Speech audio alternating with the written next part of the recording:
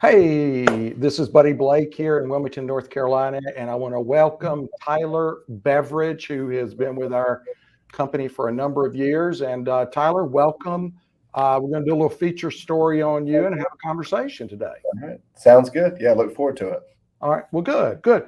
Well, Tyler, you've been with us for a while. Can you tell us a little bit about you? Because you have some really interesting background. Sure. You didn't start your life to get into the real estate business, but tell me about kind of where you're from and kind of what's going on and what brought you into real estate of all things. Absolutely. So I've always grew up with a kind of an interest in properties. My mom, she's an interior designer. She's very talented. So from a young age, I was always kind of following her around, looking at antique stores and helping her design people's houses. And it was always just kind of fascinating to me. So I always had a little curiosity for real estate. But I actually am classically went to school and became a chef. I went to Johnson& Wales in Charlotte. So my background is culinary and hospitality. But I found that with real estate, you're still helping people. You still have to creatively solve problems. So a lot of that just kind of, it just blended well. And you also get to, help people.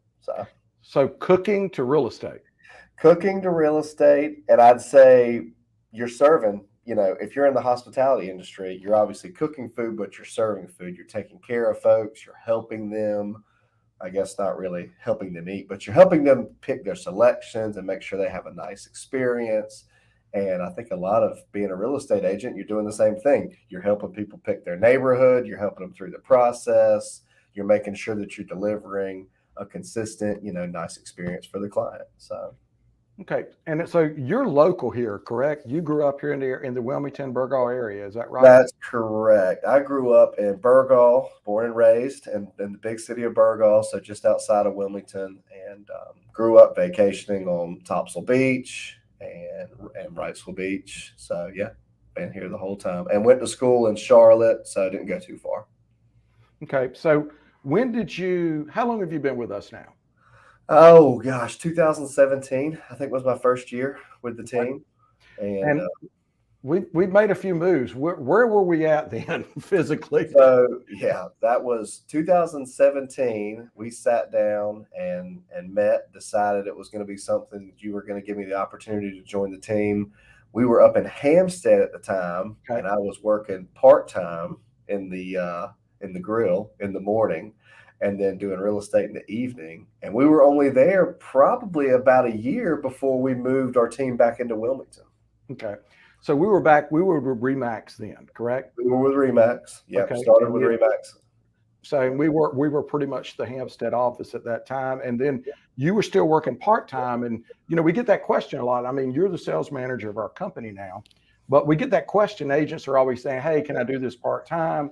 And et cetera, et cetera. And a lot of people say, oh, you can't do it part-time. You are a testament to doing it, keeping your money flow outside of it.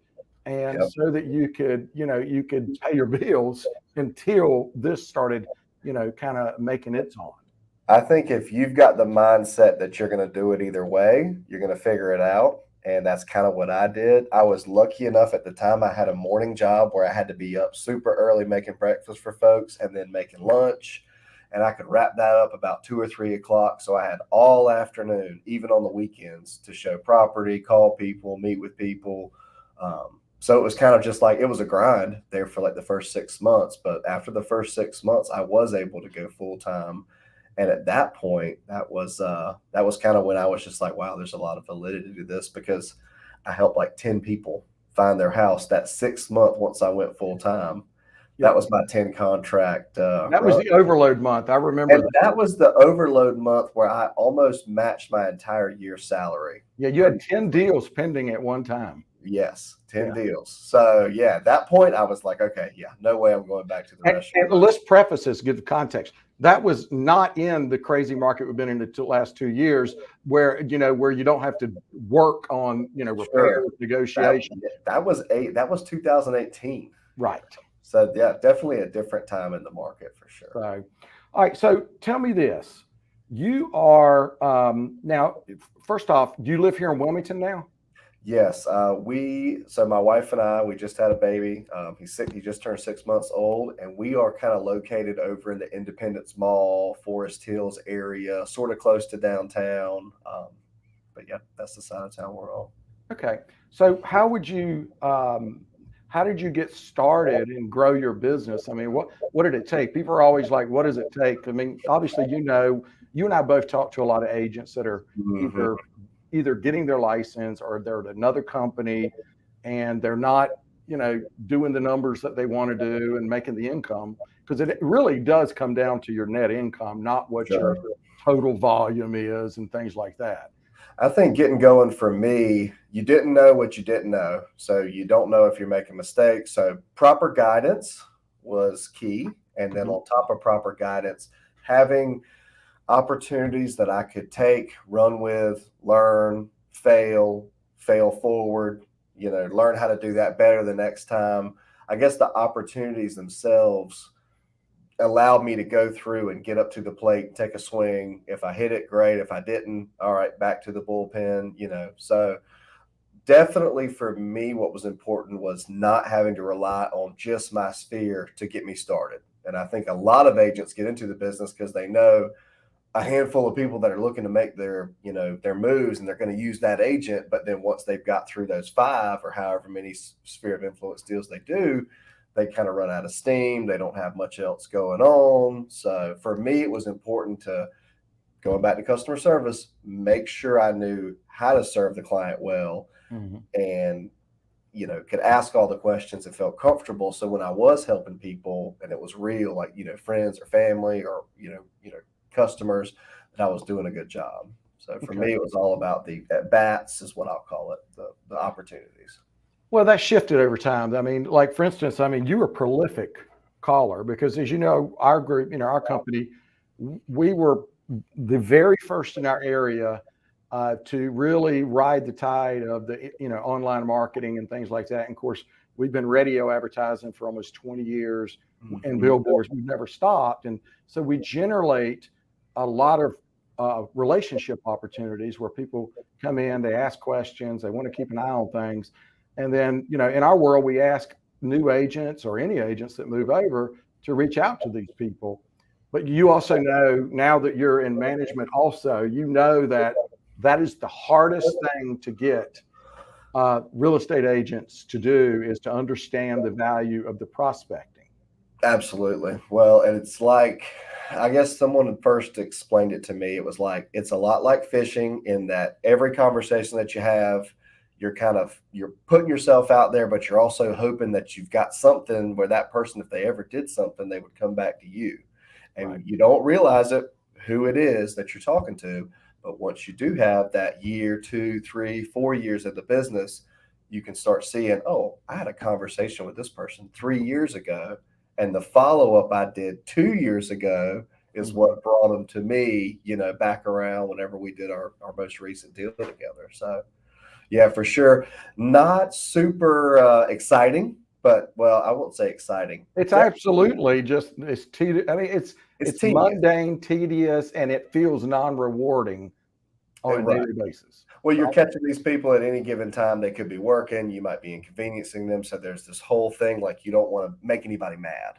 Right. You want to be positive and happy, but you don't want to make anybody angry with you. So yeah, there's Well, there. yeah, and exactly. At the beginning of your career, you're calling, a tremendous amount of people. You have no idea who they are, because now we don't cold call up and down neighborhoods and things like that. These are all people that have come and registered online, and they've asked for information.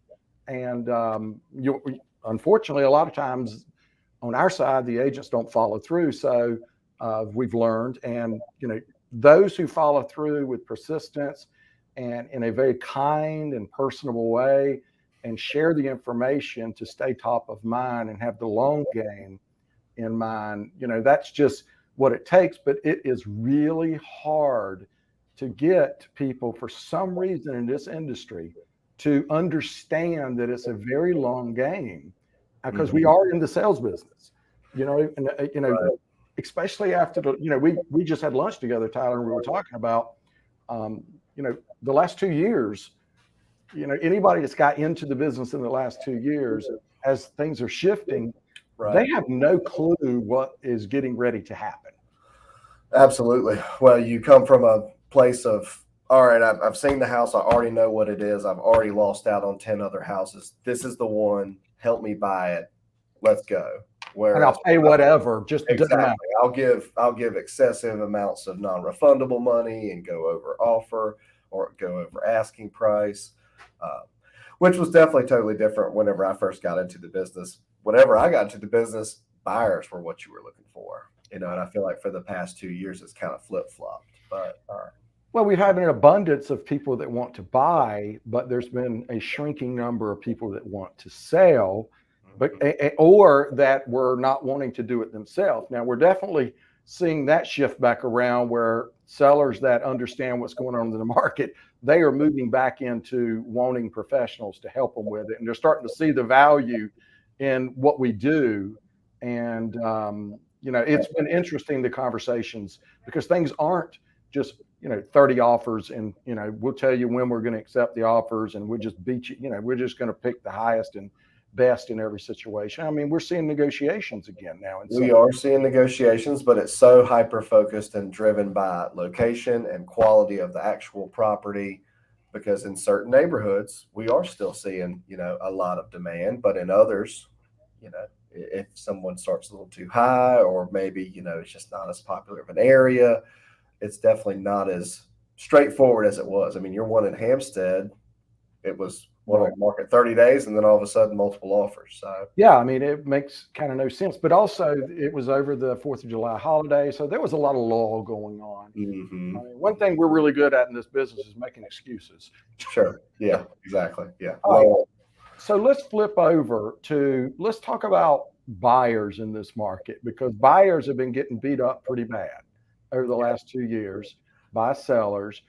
What are you seeing on that, in the market for buyers that have been looking? Because a lot of them have just gotten discontent and just got out of the market. Sure. I've got a handful of clients that I've been working with, and you're exactly right. They feel discouraged. But my conversations with them recently, I'm saying, look, guys, I mean, we need to refocus. We need to probably be back into looking at houses again, because I think about a month or two ago, definitely things changed in the pace of which these houses were coming on the market, or condos or townhouses. They were flying off the shelves, but now we're starting to see a week on market, 2 weeks on market. Right. And when there's 2 weeks on market or even a week on market, we know it still could be competitive, but it's not going to be as competitive as it was. And I think at that point, I would say, buyers, be ready, because if you see the right house and you make that offer, if the seller hadn't got any other showings and it's been a week and you make an attractive looking offer to them, chances are you're going to be lucky enough to get it under contract. But it's also important not to delay and wait, because while you're looking at it, somebody else is looking at it too. That price drop, you're not the only one that saw that this morning on, whatever, your realtor.com or your Zillow, wherever you're getting your house search. You're not the only one that sees those price drops. And I do think, with people getting to the mode of, okay, well, I think we can make a deal over here. Let's kind of go back and forth a little bit. And sometimes that doesn't work out so well, especially if somebody else swoops in kind of halfway through, and, at that point you lose out. So. Okay, so that's the buyer. They need to stay in touch with the market. And, I was actually on a house that we just put under contract. I saw the pre-approval letter come in, and it was at 4 3/4. So rates are actually moving around. And that was a credit union, but still, I think that you're going to see more and more of these rates, stay around the 4s and the 5s, maybe into the 6s. And of course, it all depends on their credit scores, but there are buyers that still want to be in our area. That is one of the things that I've always loved, even in the multiple market drops that I've seen over my career. The good news about Wilmington and our general 3-county, 4-county, 5-county areas, there has never been never been a shortage of people that wanted to live here. It's just, could they sell their house in New Jersey? Could they sell their house in California, New York? And fortunately, for the last 2 years, their markets have been on fire too. And I think that's what we're seeing. We're seeing Other markets slow down a little bit, which is forcing our buyers to have to take a little more time. That's right. Yep. Or so, yep. I mean, and if you're the seller that's selling to stay local, trying to find out where you're going, and that's a whole different can of worms, so to speak. Well, and let's talk about that for a minute from a buyer perspective. I mean, one of the big things we've done with sellers, and I know it's really important to sellers, they don't really know where they're going in many cases. As a buyer, when you throw an offer, say, hey, I'll give you X amount and deposits and all this, but also, I'm going to I'll let you rent it back for a month. So you've got time to find stuff. Absolutely. As a buyer, that's a wonderful tool. That's not going to necessarily, you don't have to crazy bid to win, but that right there, that emotional comfort that is shared with an opportunity for the seller is a great tool, because you and I both know that a lot of agents, especially at some of the newer ones, they don't even know to talk about that concept. But that's a big benefit to a seller to be able to do that.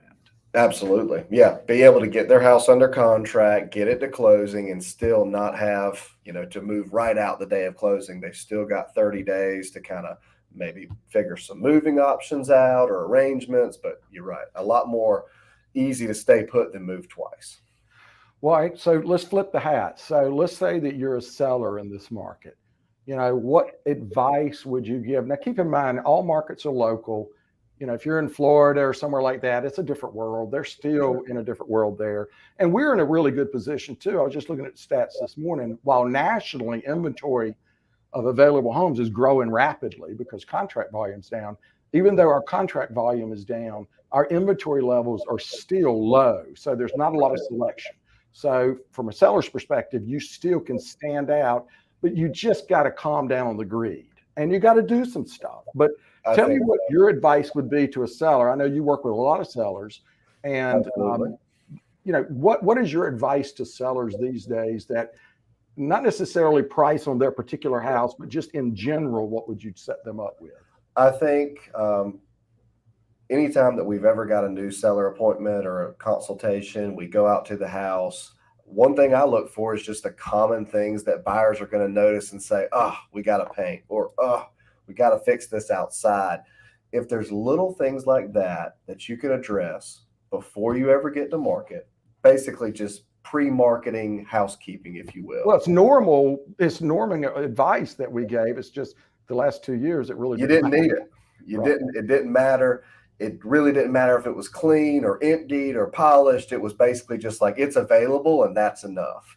But I will say, as things kind of shift around, the ones that come out with their best foot forward, yards maintained well, houses kept clean, windows are clean, all the little things where a buyer goes through the house, if they see a lot of deferred maintenance or maintenance items, you may think, well, that's not that big of a deal, just make me an offer. Well, to them, it kind of starts them down a rabbit hole of, well, if I'm seeing X, Y, and Z, what am I not seeing? Maybe in the crawl space, or, how well has this house been maintained? So I think, you're doing yourself a favor. You're going to have to clean up, kind of get your stuff packed away eventually anyway. If you start that way, then you take advantage of, having it's all front end loaded. By the time you get to closing, you've done all the hard work. By the time the house is on the market, it's already basically showroom ready. So I think that's my advice. My biggest advice to sellers now is don't rush on the market and show people a product that's, if you're going to go after a price that's, maybe it's in line, maybe it's a touch aggressive, but you don't want to go out there without your best foot forward. Well, yeah, because you're exactly right. And I think that what a lot of consumers, especially sellers, and most realtors don't realize, you got to be really careful now with the coming soon mechanism, because, when we first started doing coming soons, we did it long before the MLS created all these guidelines. And it was great because, it was working for the seller and for the buyer.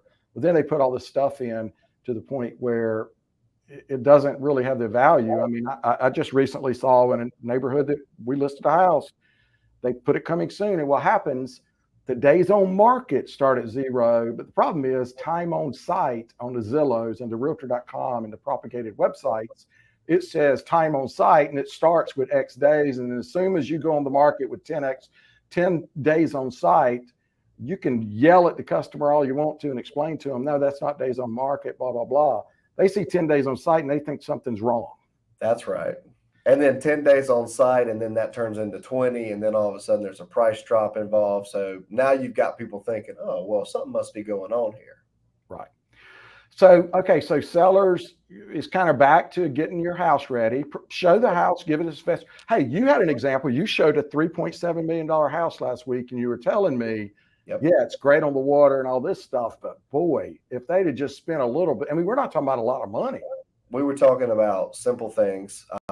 For one, the yard, the irrigation was running, beautiful yard, landscaped perfectly, but right in the smack dab middle of the walkway, one of the main irrigation heads was broken, and it was just spewing water everywhere. And for $3.7 million in that location, you expect, I don't want to have to do a thing to this thing. And that's exactly kind of the tone that the buyers had is, look, if we're bringing this kind of money to the table, we're willing to do so. But it just gives us pause, and it kind of starts them on that.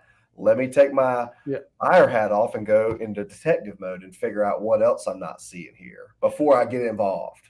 They kind of just become uneasy with the whole thing. Well, it is. It is. I mean, and, you know, I think that this is the hard part that I've always seen after the transitions when we go to a hard seller's market, which we went through. And I've seen 3 or 4 of these cycles now. I've never seen one as crazy as this one. But what happens is it's going to take time for sellers to realize it's not the market it was 3 months ago. Right. Okay. It's still a really good market for sellers, but it's not the one it was 3 months ago.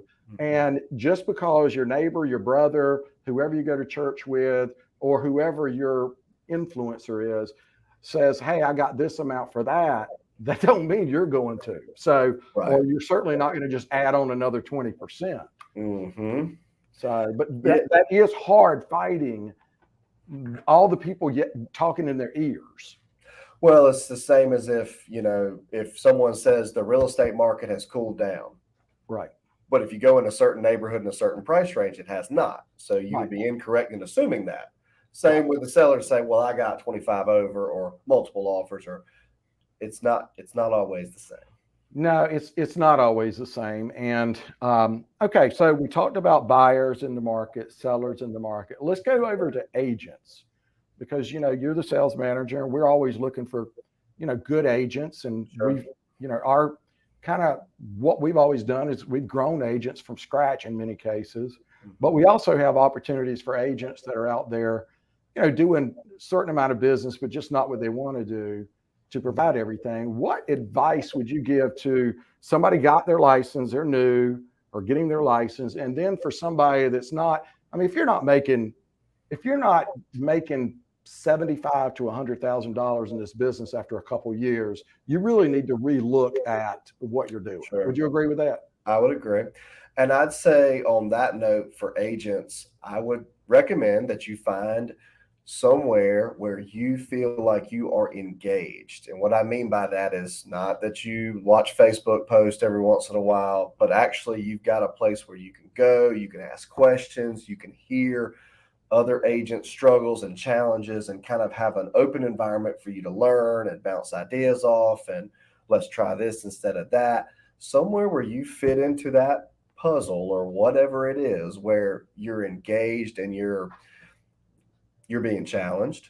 You're not just, you know, kind of going at this halfway. You're fully engaged and you're involved. I would say for me, that's probably what I can attribute 99% of all my success with our team. And that's the entire, you know, career in real estate. It has been with the Buddy Blake team. But I think the reason that I stuck around was because I was engaged.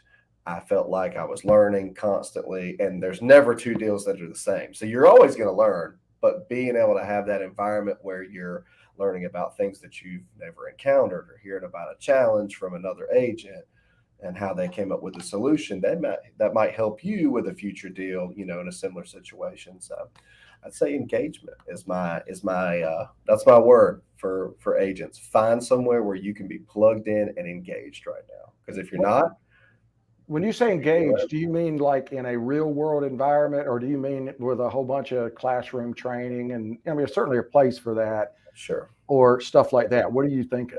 I think one thing that we've done recently with our team that's been successful, every week we get together for an hour, we get on a Zoom, we go through each other's database, we talk about clients, not necessarily that are problematic, but hey, what should I do with this? The guy's looked at properties with me, but he's no longer looking at the search. How can I re-engage this client? So not necessarily the whole classroom, this is the listing presentation, that will come, and it's probably better taught one-on-one than in a classroom because Well, yeah, in real world too, because every situation is so unique. absolutely good solid advice. You're not going to just get the perfect listing presentation from a seminar. It's going to have to be where someone sits down with you and says, this is how I would do it, this is what I would think about, someone with experience. So I guess engaged, not necessarily fill your stuff with classes and trainings and this and that. I'd say engaged where you've got people that you're prospecting and people that you're prospecting with. One thing that we do as well is with these calls, we get together, we all learn from each other. We'll pick apart, hey, in this situation, maybe say this next time, or, I think having that feedback immediately doesn't necessarily, it's helpful, of course, but it makes us all better. Right. Everybody, even me, when I get on certain calls, I don't say the right things that I should have said. And as soon as I get off, I'm like, oh, should have said that instead of this. So having an engaging environment where people are actually, in the trenches, so to speak, or going through the same stuff you're going through. Yeah, because there's as you well know, because you get recruited all the time, there's a myriad of places you can go work in this town. And there's things you got to think of. There's the money, there's the splits, there's the culture, there's all of this stuff. And one place, I mean, you really got to do your due diligence on it and talk to some of the agents that work there. I mean, that's one of the first things we do. If we got an agent that comes in and wants to join us, I mean, we don't do outbound recruiting and things like that because we're not looking to grow to hundreds and hundreds of people or anything like that. We just like to have a solid core.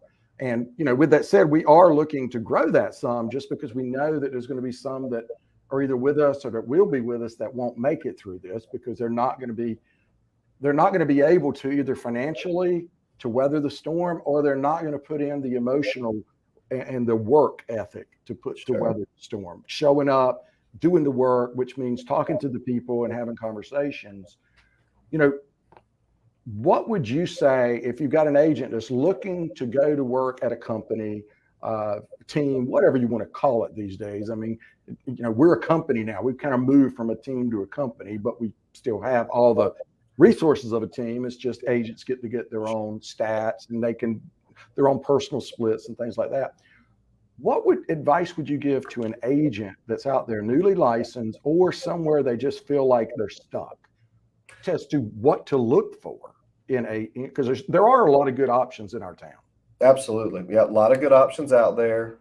I think what's important to me, and this is kind of what I've always focused on, is what is the culture like? How do I feel when I walk through the door? Because I think we've all had a job or something in life where we didn't really enjoy how it was set up. And every day we went there, it was kind of like a little dark cloud hanging over us. So it's got to be, for me, I'm a big, how does it make me feel? From there, if I've got a good feeling about it, the other thing I would look for is how many at-bats am I going to get? Where are the at-bats coming from? And then from there, I would say, okay, all right, show me how the money flows. Show me how the commission goes. Because obviously we're all doing this to make money. But I don't think I'd be so hyper obsessed with what's the commission split, assuming that everybody's going to give you the same opportunities, apples to apples. Some may give you a high split, but you have the burden of doing all the marketing yourself. Right. And I think that is, again, where we're a little bit unique in that we do offer a great split, a competitive split, but we also have the opportunities already. You're not trolling through and calling all your friends or your family and stuff like that. So. Well, and there's a place for that. And I mean, the problem just with technology, social media, and the number of people who've gotten their license these days, I mean, when I started in the business, it was sphere of influence. And then along came the internet. We were able to market different ways. And that's really hard to do now because so many people have their real estate license. Used to get, if you went into business, your sphere probably didn't have a realtor. Now, people in your sphere, all of them have people they know that's in the real estate business. Mm-hmm. And Mm-hmm. so you have to really, you can't rely on one quadrant. Like early on, I love Brian Buffini's stuff, which is all about sphere of influence. Grow your business. I love that concept. And agents that have been doing this for a while certainly can do that. I know a number of them. But if you're getting into this business or not, or you're stuck and not growing your business, or you don't have a huge sphere of influence, that's probably not going to be something that you can stand on and that be your entire silo of business. Right. Yeah.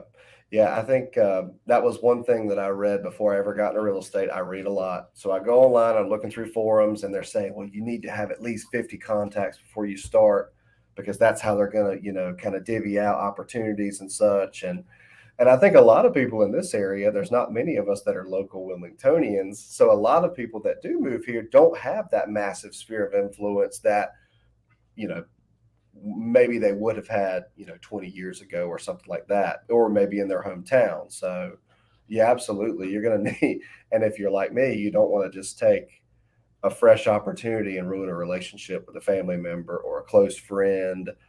You want to kind of be able to get through some of that without messing up those relationships or potentially jeopardizing those relationships. Yeah, I think, it's been interesting. I mean, as the market shifts around and all of this, I mean, all the basic things it takes to make it in the sales business, and this is a sales business, Tyler, I think that's the problem that a lot of people do. They think that, we're just in we're just in a consulting business or something. Yes, we do consult. Yes, we are advocates, but we are in the sales business. And part of the sales process is reaching out, connecting with people, buyers, sellers, other agents, picking up the phone. And it's really hard to build a relationship in today's world where there's so many distractions. They're being attacked from, I mean, it used to be, if you got a lead off of, say, Zillow, Realtor.com or whatever, they were pretty much going to talk to you. Well, now they're talking to 100 other agents. That's right. And it's kind of whoever can stay on top of it and stay top of mind without being a jerk. Sure. And I mean, and we put in a lot of energy and technology and old school hand notes too, like right here, and we are always doing that. And you've always been a real big adopter of that. I mean, yeah, absolutely. I think the one thing that we do a lot of times for me, especially when I'm meeting with new clients, it's video email, which in 2017 and 18 wouldn't have been as popular. But after 2020, everybody knew how that worked, and it allows us to kind of dive a little bit deeper and give more personalized service. And you can also see they can see your face. They can kind of see, Well, they also get to meet you in a different way, just like this. I mean, it's one thing reading your bio or seeing the picture the way you want it. I mean, I'm sitting here looking at my picture down there and your picture. You have lost weight and looking fantastic. I have picked up about 20 pounds and look horrible. But I mean, and, the proverbial high school picture. But the truth of the matter is, you have to be around.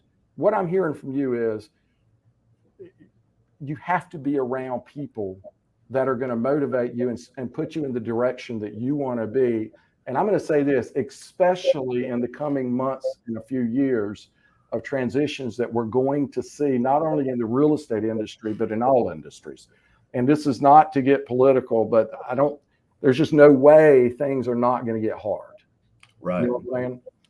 Yep. Agreed. So I think, I guess now that you mentioned that, that's another great one for me. It's all about mindset and positivity. I can't be around things that are negative or people that are negative for very long. It just drains me. It totally wipes me out. I've got to be around people that are engaged, that are positive, that are finding solutions, and we're having positive attitudes. I think that makes a big difference. All right. Well, so let me ask you this last thing. Okay. What do you like to do for fun? And is there anything that you would like about yourself that you would like to share with anybody that may watch this? Because you know, it is people lurk and they kind of watch and they trying to figure out what to do, whether it's buyers, sellers, or agents. Tell us a little bit about Tyler that we may not know that's not in the bio. Okay. Okay. If I have time off, you will likely find me spending time with my wife and my newborn son. Mm-hmm. If not that, boating. I love to boat. The waterways here. I love the river. I love the intercoastal. I'm a pretty bad fisherman, but I enjoy trying. So Right. that's kind of been a hobby of mine.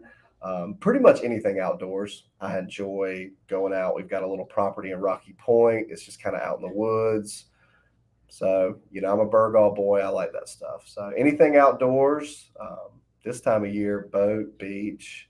And if not that, I do enjoy to cook. I'm not really a great cook, but I enjoy cooking on my days off. Cooking for work versus cooking for yourself and your friends, totally different ball game. So Yeah.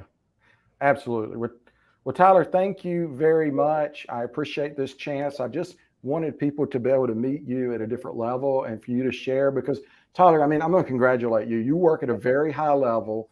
You do 20 plus million a year and in sales, which is a lot. And, I know that you're recruited and everybody's after you. I get that. And after this interview, it's going to be more. But our goal is, we created Waypost Realty, and the definition of Waypost is we are a point of guidance along a journey. And for some people, that means being here for a long time. Some people means not being here for a long time, and hopefully you'll be with us for a long time. right. But I just, we don't try to hold on to people. We want people to succeed for them and their family all the way along. And now, Tyler, if somebody wanted to reach out to you, a buyer, a seller, or even another agent just wanted to pick your brain, whether they're looking to change companies or not, but like, listen, I'm struggling. I need a hand here. You've been only doing this for 5-6 years, Tyler, and you're in the top 1% of all realtors in the country already. So, and it's through hard work. You don't have that golden parachute sphere of influence Sure. where, Right. just line them up. You're doing it good old fashioned blue collar sales. Right. Absolutely. So what's the best way for people to reach For people wanting to connect, cell phone. Obviously, I've got that on me. My wife will attest all the time. So cell phone, 910-470-4684, or email tyler@buddyblake.com. I check both of those religiously. Otherwise, find me on Facebook, or catch me out on the water, flag me down. Let's talk. All right. Sounds good. Tyler, thank you for your time today and just for the honor to be working alongside you. Absolutely. You're very welcome, sir. Have a great day. All right. Bye-bye.